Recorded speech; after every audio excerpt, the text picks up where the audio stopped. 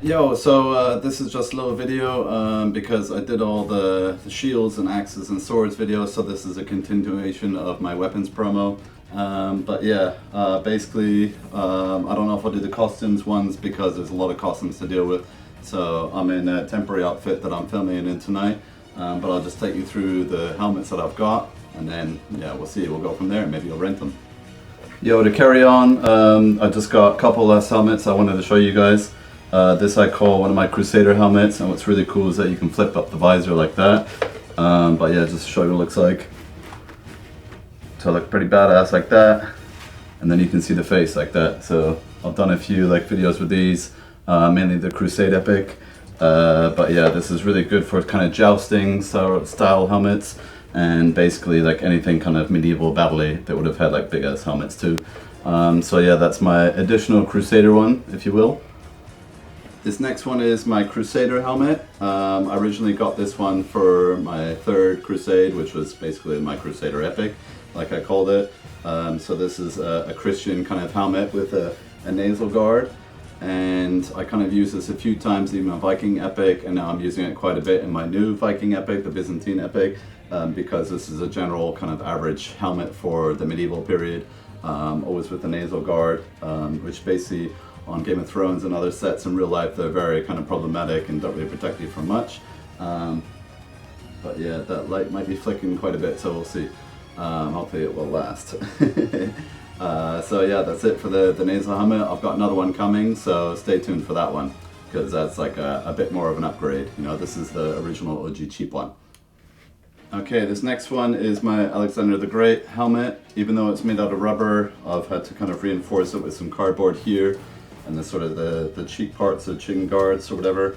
But yeah, once it's on, I think it looks pretty legit. When you turn from side to side, don't know if you'll see the cardboard, but you know, in wide shots it won't really matter. But yeah, I wore this for my Descendant Epic, so it's the second section with Alexander the Great.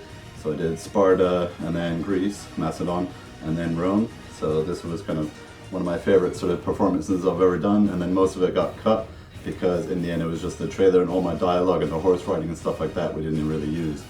We just had me sitting on the horse giving a speech. A couple edits, you probably see some of my dialogue, but you won't see the full extent because we never got it rendered. But there, one last look at that Alexander helmet. Looks pretty cool if you ask me.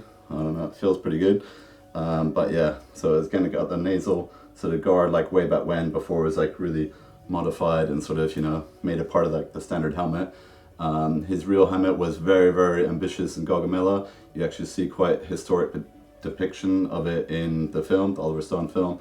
Sadly, the movie flopped, but like I've said in other videos, the battle scenes are amazing because they really research the battle plans and the whole strategy that Alexander had, and why he became one of the best generals of all time. In my opinion, the best general.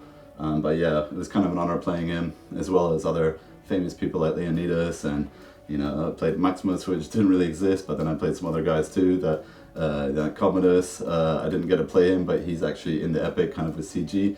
And then also his father, Marcus Aurelius, so I played him briefly, even though the age gap was totally different. But that's it for the Greek helmet, or Macedonian if you will. Alright, this next one is called a kettle hat. So it's basically a helmet, but this protected you against a lot of sort of arrow fire and all that stuff, and also would protect you against the sunshine. But yeah, probably got pretty hot in the summer times, but yeah, again, mainly for medieval, dark ages, all that period, it was very popular. And you see it in Braveheart quite a bit, so it's what the English army had, and I can't wait to use it for the Anglo-Saxons, even though it may not have been authentic for them. It came in a later period, because my film is set like 1000 AD to 1066, whereas it kind of came out about 1200s, 1300s, 1400s, and all that, so that was very popular at the time, and it looks pretty stylish. Sweet, alright, let's move on. This next one is the real, or nasal, kind of protection helmet. This was very popular in England and France during the medieval periods. I'm probably going to bring this into the Anglo-Saxon section just because I want their army to be really like kitted out with like the best stuff that's around at that time. But as you see, this like nasal protection is a lot better. It doesn't really bonk against the nose as much. Compared to the Crusader one, which was a bit more sort of, if I kind of moved around a lot, it would kind of irritate my nose, or just like bong on it every now and then. Looks better with obviously chainmail hood, which I've got as well, but I'm not going to wear right now because it's like pretty hot in here. But yeah, this one I got off someone on eBay, I believe, where I really wanted the kettle hat helmet, which I'll show you in a second, but I bought this one first and it's a great fit. Again, I don't care if it's plastic as long as it's cheap and looks legit. Doesn't wobble around too much. I don't know, I think it's pretty cool. So obviously it stays a bit more sturdy with a chainmail sort of hoodie, the top that I have. Otherwise, like a standard hoodie will do, just something underneath to kind of keep it from rocking is pretty decent. All right, let's move on. Okay, this next one, I call this the Anglo-Saxon one, which is basically a sharpened kind of nasal sort of guard. And once it's on, it looks pretty cool. So, chin strap underneath there. Now you see this one, this is real metal. This isn't plastic like the other ones. And I'm saving this for basically, I think the Persians are gonna have it, so the Arabs, the Muslims. Just in wide shots, I won't do any close-ups. And then obviously when I do the Anglo-Saxon section at the end, then this will be featured quite heavily. But yeah, I love this this nasal guard because it doesn't really get in the way. Even though it's metal, it always sort of stays in its place. So it protects my nose but doesn't bonk on my nose and irritate it and hurt it and get sore. But there, yeah, that's from all angles. I've had to give it some anti-flare spray because of real metal, because it's reflective and shiny, it disappears in the green screen. So far the stills have been pretty good, the tests that I've done, but we'll wait until we do the actual filming. Alright, but that's it for the Anglo-Saxon helmet. Right, so this first one, this was actually a Roman helmet originally, but then for my Ninja Epic I converted it into a samurai helmet because it always had the neck guards at the back. I had to spray it black so it wasn't so Roman looking, and now I'm actually going to use it in my Viking Epic as well as a general helmet, maybe for a scene or so like that. We'll see how it goes. But yeah, that's my ex-Roman fake samurai helmet. This next one is my Gladiator Maximus mask, and as you see it looks pretty badass. You can adjust this slightly so it's not rubbing against the nose. And originally it came with a sort of a top sort of section, which is kind of like a spearheaded kind of bit. It looks way cool. I'll show you some behind the scenes or like some stills of my custom photo shoots. The real Maximus helmet, it's got the spikes and stuff on it. That's for his final battle, and it looks way cooler, but it's way more expensive. This is plastic, whereas the other one, the more legit looking one, is metal. But yeah, it looks pretty badass, huh? I think this is like one of my favorite ones, and I'm finally using it for my next Byzantine epic once we get to the Roman Empire section of it. But yeah, that's the fake Maximus helmet. Alright, this one is a Roman Galea. It's obviously all plastic, but the Galea were the ones with the cheek guards. They were one of the first people to kind of really like use those on a mass sort of scale. And they also designed the earpiece, because a lot of time the original helmets, no one could hear anything, so they couldn't hear the orders in wartime. But yeah, then they got like the earpiece sorted. The cheek guards were like pretty cool. This I've kind of used a couple times, so it's got the plume on top here. This is also for the Spartan helmet, the King Leonidas one. I'll show you what it looks like with. So that's with the plume. Then you can take the plume off. And that's just like the plain version, which is what they would have had. Sort of the standard infantry would have had this, but then the plume would have been obviously for the officers and the higher up soldiers. So any of the legionnaires and all that, they would have had that. Just like again in Sparta and Greece and all that was all very similar with the higher up you were, then the more fancy helmet you had, you know. If you ever see Alexander's helmet from his Gaugamela battle, that was like the ultimate one. But yeah, that's it for the helmet. So you can actually attach like other bits and stuff on top, but they don't look as good, so that's why I've got these two options. Okay, hopefully that's useful. Now this one is one of my favorites. This was my Spartan 300 helmet. So I wore this for my Descendant Epic in the Spartan scene. I've rented this one out and a couple other ones. I've even got the top crest, which you kind of adjust if you want. It's up to you if you want to use it or not.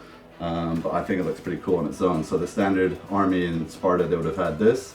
Something like, forget all the rest, like with the big shields and lots of other kind of tools and stuff like that, like the swords that they had. I've got a big version, which you may have seen in the weapons promo. But I think this one looks pretty cool. I might show you with the crest in a minute. But just so you see what it looks like, this is one of my best rentals for helmets, and I think it's pretty badass. Now this last one, this is my absolute favorite. So this is a Varangian, so the Byzantine era, Byzantine army style helmet. This is real metal with real chainmail. It's very, very heavy. So what I've done to get around it is I wear this little hat underneath. So this keeps it a lot more sturdy, this beanie hat, because without it, then it would like kind of rotate and move around quite a bit. So I'll just show you roughly how it goes. Alright, first the beanie. And then I'll put on the mask, and you probably won't hear me talk after this, but I'll try anyway. So I've got fake chainmail, and then this is basically like authentic stuff, and this gets caught in some of the costumes, so I have to wear kind of shoulder armor or other bits of costumes where it won't get caught. And you know, as you see, once the beanie's on, I can kind of move around a bit, doesn't wobble too much. I've got chin strap as well, which is pretty cool, but this was mainly designed for the Viking style. But then the chainmail was kind of an addition for the Byzantine Empire because they had lots of money. They're the wealthiest capital of the world, the biggest city in the world, so they had the best armor and weaponry. And then this helmet was part of it, basically. Their shock tactics, the heavily armored troops and stuff like that. So when they're going up against inferior enemies, then this would actually like stand a lot of like sort of arrow fire, probably slashes to the head and stuff like that. This would protect it somewhat the neck and the back. But yeah, they would have like full-on armor a lot of the time. Sadly, I just got this piece, but it looks great with other costumes, and I've already done loads of like tests and custom promos, so you can kind of see it here and there, but I won't be using it quite yet. I'm about 2-3 months away from filming all the Constantinople scenes, so all the kind of, you know, Byzantine Empire stuff, which is the whole point of the film. I'm kind of in the opening battle still right now. I'm still doing some bits tonight, but yeah, that's the last look at the Byzantine helmet. Alright, well that's it for now. Hopefully you got something out of that. These helmets are pretty cool. The metal ones obviously are more expensive. I'm always looking for the best deals, the best bargains and all that. Sometimes I haggle with the guys and see if they'll, you know, let me slide and give me a discount. I always ask for that, you know. It was like, you know, you gotta try. But this also is sprayed with anti-flare spray, so it's not so shiny and like, you know, reflective for the green screen.